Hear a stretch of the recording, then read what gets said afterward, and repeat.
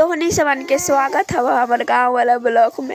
गांव के सुबह स्टार्ट हो भाई चौका बर्तन से का में वहाँ के सबसे पहले उठ के औरत झाड़ू लेके खड़ा रहे। इहे से त जी गांव इतना सुंदर के साथ साथ साफ रहा है, शांति त भरपूर रहा है। हम गांव घूमे के खातिर सुबह सुबह नहा धोबा के रेडी हो गइलुआ और लुआ कद्दू। किसी के घर के बाहर एगो मुर्गा रहलवा जेकरा पकड़लुआ पकड़लुआ ना। फिर चल अइलुआ खेत घूमे, सरसों के खेत, गोभी के खेत, जहाँ न घूमेला हुआ। अभी आइल बारुआ धान के खेत में आई के अटिया उठाई के भार थोड़ा सा कम करतानी। हम आपन जी देखो कितना भारी है।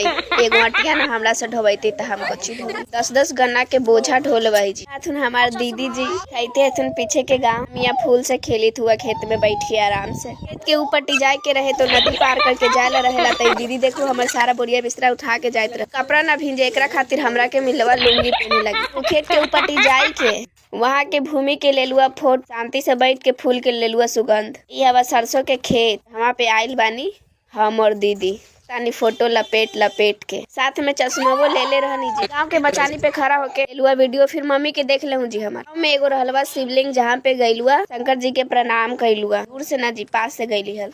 हम लोग के गाँव घूमे के मौका खोजे ला रही जी, शहर के नहिया। कहाँ से हूँ जी? तुम लोग के गाँव हवा की ना? देखो धान पिटा के अटिया रखाइल बारे। दादा सवन जी धान पीटता, हम सवन जी धान पे चढ़त। फिर यहाँ से निकलुआ मौसी के घरे जाए ला गाँव घूमा।